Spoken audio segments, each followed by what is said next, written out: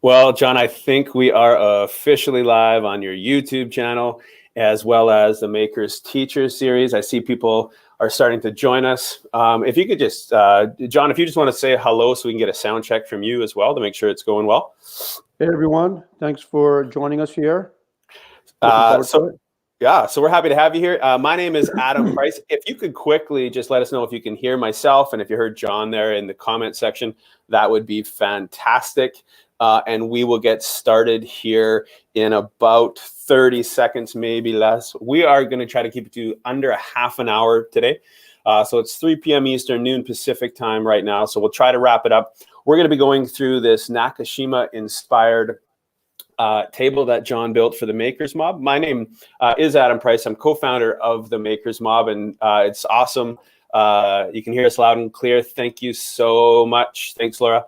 And we've been working together, about 2.5 years, John, yeah. I think something like that.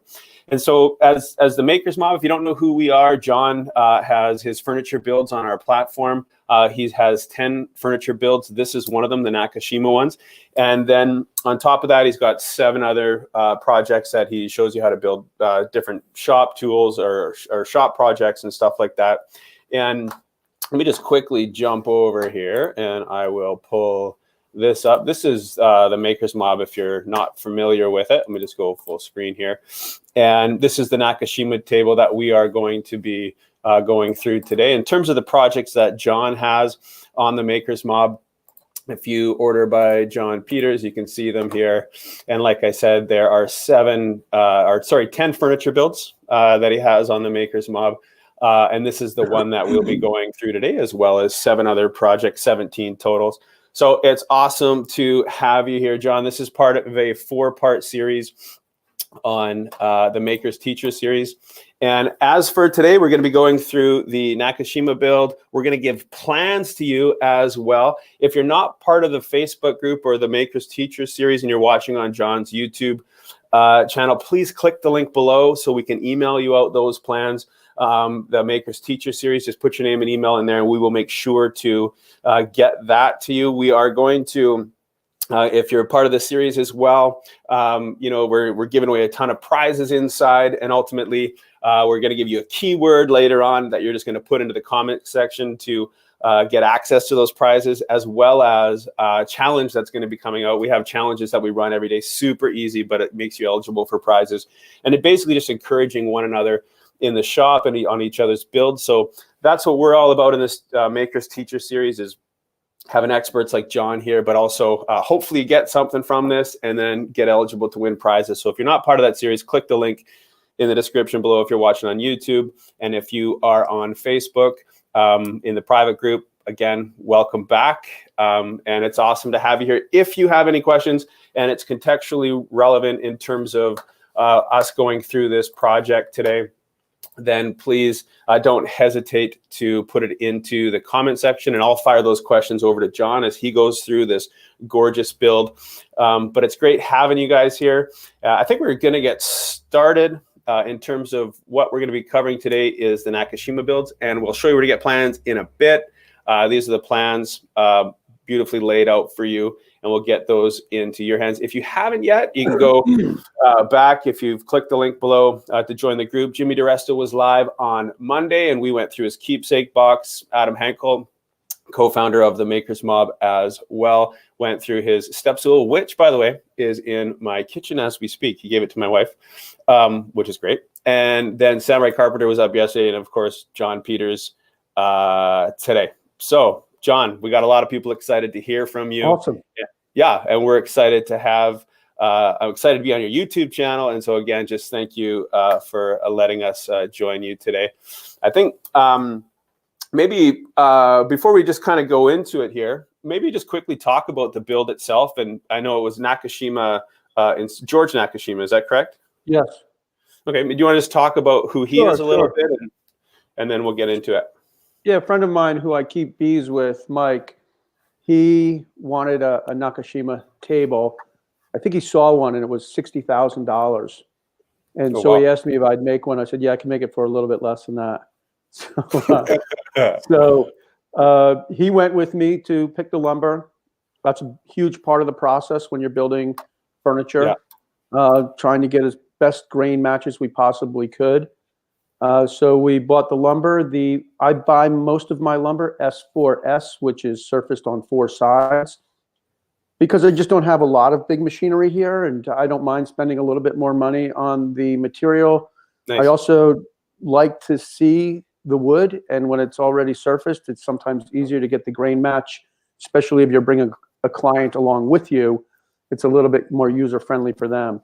So we went and picked the lumber, making sure we had nice, tight grain match on the top especially. The top is made of 5/4, which is just a little bit heavier than an inch usually. Nice. The main base is made of 8/4, which is about 1 7/8 inches. And then you have a cross brace at the bottom and a cross brace at the top. And the whole piece is kind of cantilevered. So for me, the main challenge was how to make that joint, which is virtually just a reinforced lap joint, strong enough to work. So you're able to come in under the $50,000, which is great for a custom piece.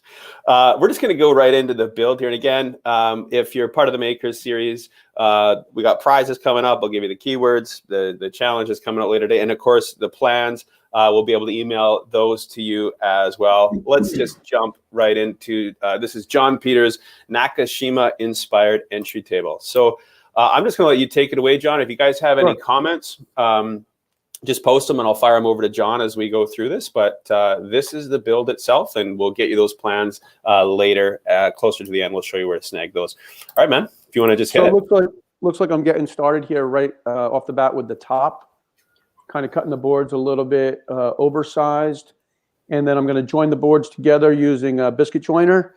And one of the tips in the build is I always keep my biscuits a little bit on the lower side, because they will telegraph through. So I explain in the build that the biscuits are a good 1/2 inch below the surface of the top, so they don't telegraph with expansion and contraction over time. So here I'm just kind of chewing up the edge, playing around with the boards to make sure I have the right grain match. You can see the number 3 there. The top is made of 3 boards. And then just to double check, I'll run them over the joiner to make sure I get a really nice tight seam. And here I am just laying out for the biscuits. Totally unrelated as you're putting in the biscuits there. Somebody keeps mentioning this on YouTube as well, but Daniel Edward just stated in the comments there, John dresses fancy for woodworking. One guy said, you dress up better for woodworking in the shop than I do going on for a date with my wife. So people are impressed. The guy I worked for, one day I showed up to work and he sent me home. He goes, "You can't work here like that." And because we would go on appointments in very expensive homes, and that was just kind of one of those things that wore off. And also I wear all mountain khakis. They supply all my clothing, so that's kind of a nice perk there. There you go. Nice. And so are the biscuits 100% needed in this case? No, you don't need to use biscuits. A lot of people will say that, but I just like them. It makes it easier to level the boards out. And there's no downside. There's a little bit of a, some people like them, some people don't. I find them easy to use. Yeah. So here's the 8/4. And this is going to be for putting that center piece in. And so again, here I am just running it over the joiner, getting it nice and square. And then I'll join these pieces together as well using biscuits. So just for those just joining us, what type of wood did you use for this project? This is black walnut, and it's fairly expensive, especially when it's when you're buying it S4S. Yeah. And like I said, I went with the client and he paid for it, so I didn't have any cash out of pocket with this project. Wow. Somebody just asked if you talked about the sawed up spread during glue up, like your process behind that. It's just kind of a little bit easier to clean up the if you have a lot of glue squeeze out, the sawdust kind of cleans it up real easy. Okay. And I'm assuming you did it on that one as well. We just didn't have it in the clip. Yeah. Depends on how much glue squeeze out there is. Okay. And so there I'm getting ready for the cross brace, and there's one at the bottom. There's one at the bottom and one at the top. And again, just going using the 8/4 material here. And like I said, like when I was building this, I think the thing in the back of my mind, because you don't always have the answers until you get to that part, was wondering how I was going to reinforce that lap joint and make it strong enough. Right. And I'm sure we'll get to that using, I think, a 6-inch by 1 1/8 inch dowel. So this is kind of an interesting story. Anybody who's watched a lot of my builds sees this large crosscut sled. It's a great tool, great jig. But you'll notice I use it not nearly as much as I used to. And that's because I've replaced my Bosch miter saw with the Capex, the Festool Capex. I think that that jig, I think it's one of your projects on the Maker's Mob, I believe. It is, yeah. It's a very useful jig, great for building cabinets. And I still use it, but not as much because the Capex Festool is just so dead on square. It's a very expensive saw, but worth it. Cool. And I'm no sponsor or anything. I treated myself finally after seeing it so much. So this is just finding the depth, making sure that the depth is going to give me the correct lap joint. And, that I tend to feel my way through projects. I mean, I don't, it's funny, I don't consider myself like I guess I'm not a very mechanical woodworker. I kind of feel my way through these projects. And so you'll see I'm just kind of making sure that fits, where somebody who's more mechanically inclined might, really figure out the math, where I just sort of, creep up on the measurements. Totally. So there's the lap joint going into the main brace. Nice. We have a couple questions on there. Just somebody was echoing just the sawdust, and you tackled that. Somebody want to know where the plans are. If you're interested in the plans for this, obviously it's a project, and he goes into a lot more detail on the Maker's Mob, our site as well. But the plans, there's a link in the description if you're watching on YouTube, and you can just click that, put in your name and email, and we'll show you how to get those in a bit if you do that. People are loving the look of that walnut. It's I tell you, this is a great design. Obviously, it's George Nakashima, so one of the premier furniture builders, designers. But it's not a very difficult piece to make, especially with the plans, and especially with the video tutorial. You see right here that I've actually I made the lap joint a little bit heavy with the idea that I can then rip that piece to get a nice flush top, because that's obviously very important. So I'm making all of my joints and everything while the pieces are square. Once all the joints fit nice and tight, then I can start shaping the pieces with a hand plane and the sander and things like that. So the main brace right now at this point is square. And that's what I'm explaining at this point probably is how I'm going to shape this this brace. I think this has a slight, maybe it's like a 5-degree angle. Nice. I'm doing that on both sides. And I think that's a huge thing with design. I think the difference between elegant and something that's kind of clumsy often is just an 1/8 of an inch. Something as simple as an 1/8 of an inch lighter or a 7-degree cut makes all the difference in the world. Nice. And then somebody's just curious, your background, where you got to the skill level in terms of, your woodworking skill. Where, was it from books? Was it, where did you go to school? Where did that come from? I learned how to do woodworking from my first boss. His name is Bob Waltsack at a place called The Woodworker. We focused primarily on cabinets. And then I went and I saw a talk by the artist, woodworker, Wendell Castle. Okay. And that inspired me to think a little bit differently about woodworking and focus a little bit more on furniture, I guess studio design furniture. Yeah. Nice. Also went to art school and all that kind of stuff.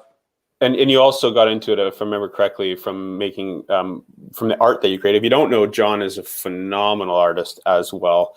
You can check out his gallery, and his work is off the charts. But I know you mentioned to me a while back that you got into it as well for picture frames as well, and the framing in your artwork as well.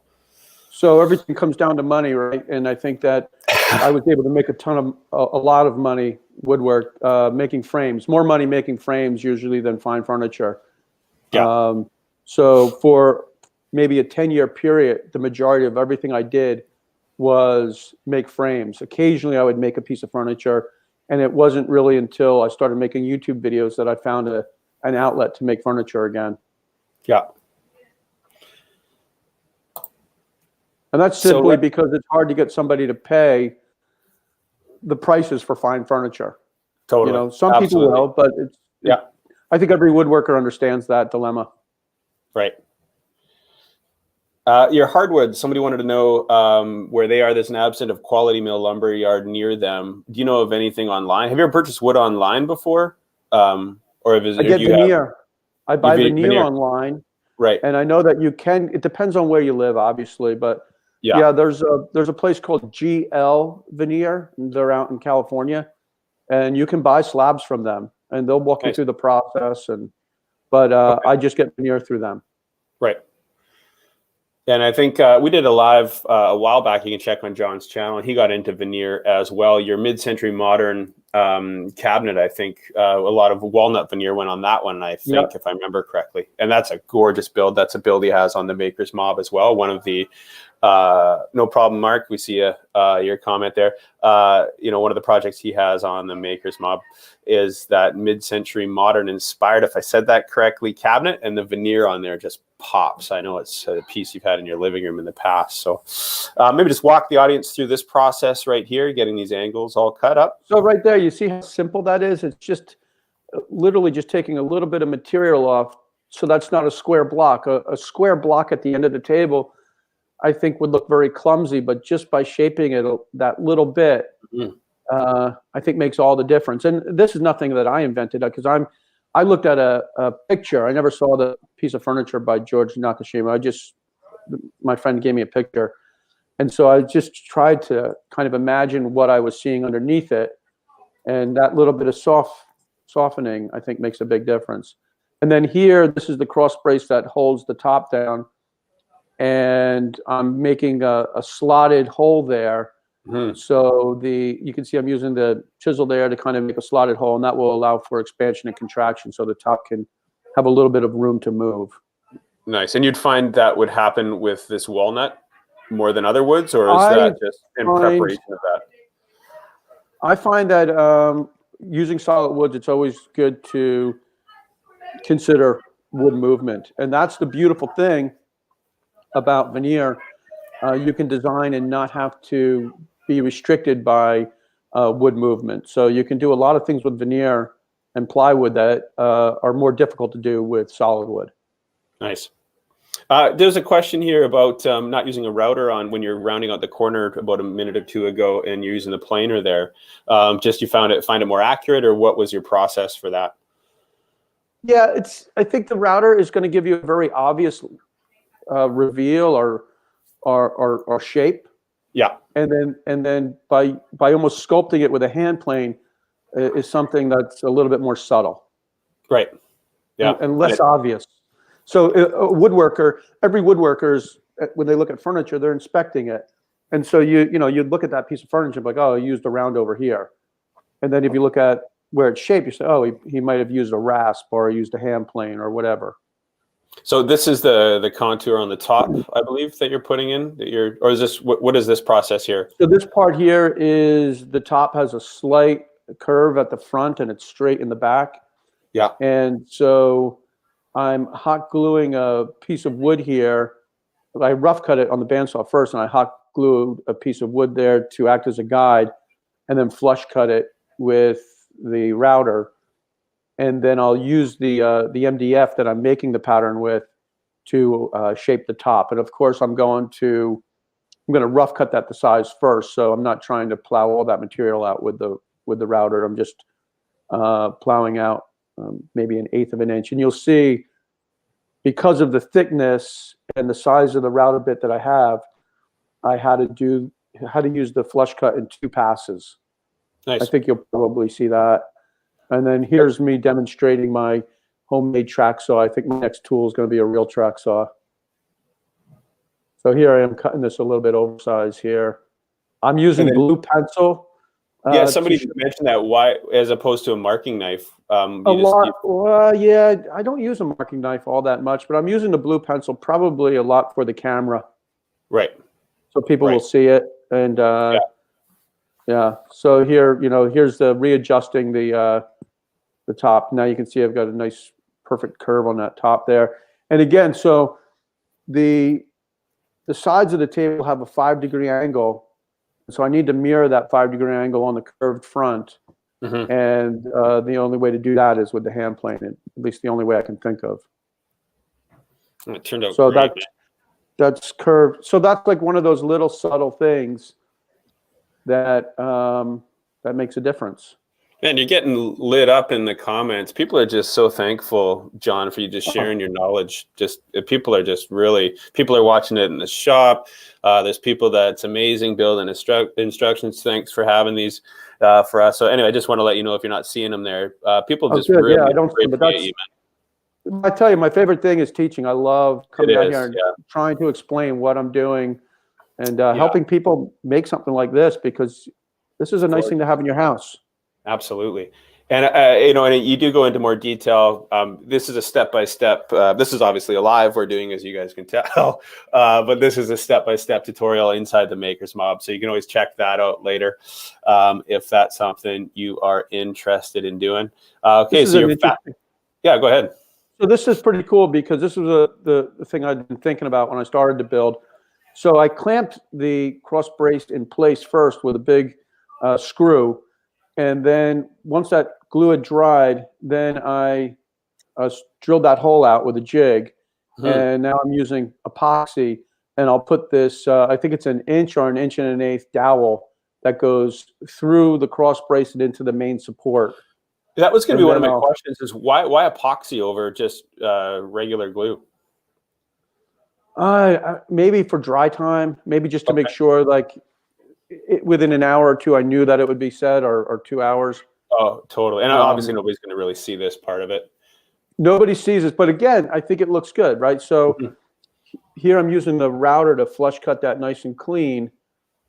My feeling is, I don't care if somebody picks it up and looks at the bottom of it. I don't want it to look like a mess.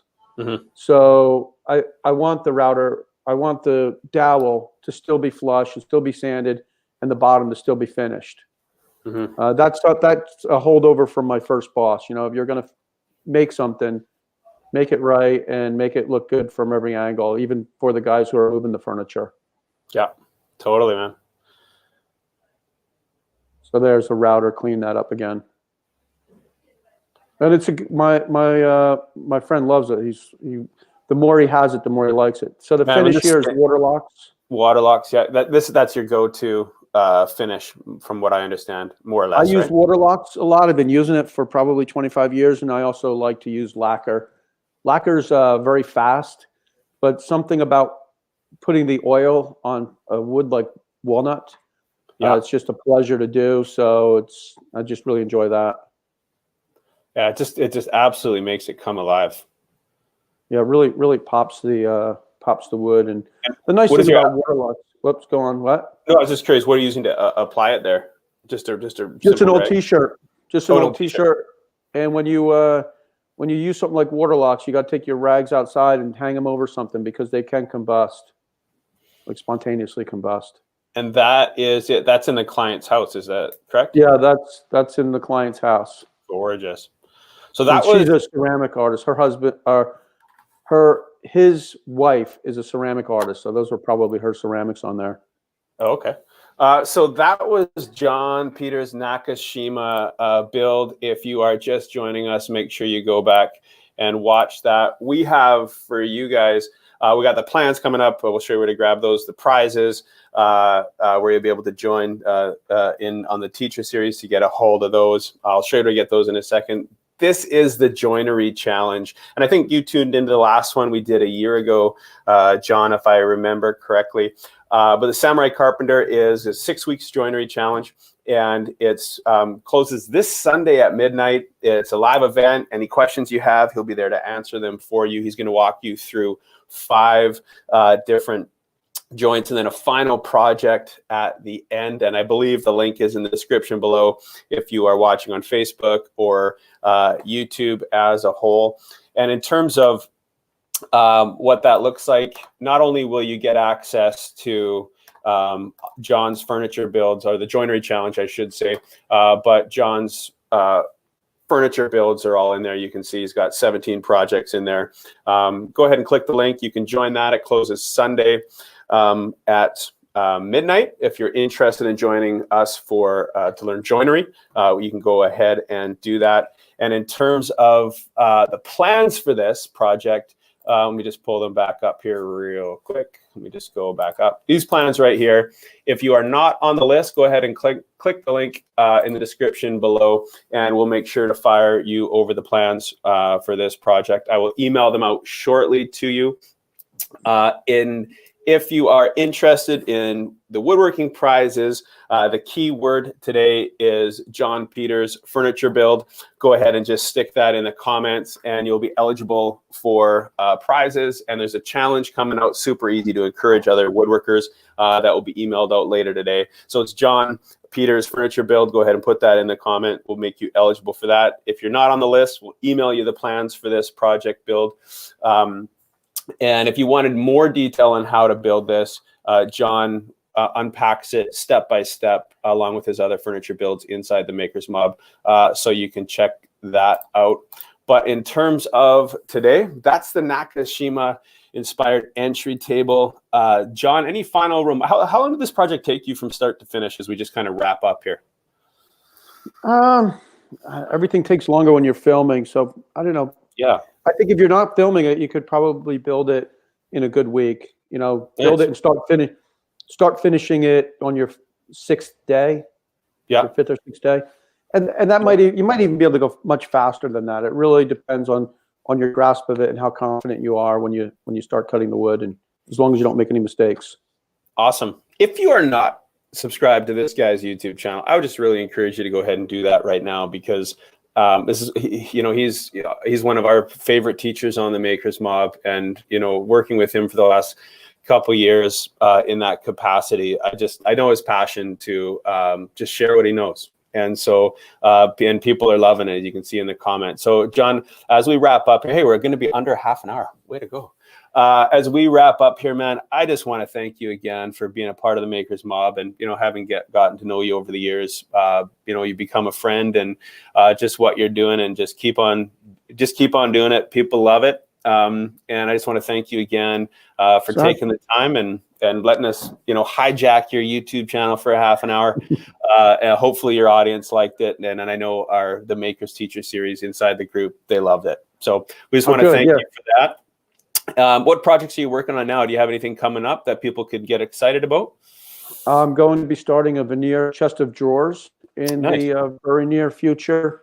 So that's the next furniture build. And anybody who's been following along knows that I've done a lot of work to the shop. I got a new bandsaw coming in a couple of days, and just a few shop projects, and then hopefully get into the furniture and really stick with the furniture for the remainder of the year. Just started. Fantastic, man. All right, I think that's going to wrap it up. Again, the keyword is John Peters Furniture Build. Go ahead and stick that in the comments. If you're not a part of the Makers Teacher series and you want the plans for this, there's a link in the description below. I'll be emailing those out shortly, along with another challenge coming up that you guys can participate in. Adam Hankel and I will be going live inside the Teacher series tomorrow, same time, 3 p.m. Eastern and noon Pacific. And John, thank you so much, brother. My pleasure. Probably ready to wrap it up if you're cool with that. Sure. Awesome. Okay, thanks again for watching, and we will talk soon. Take care.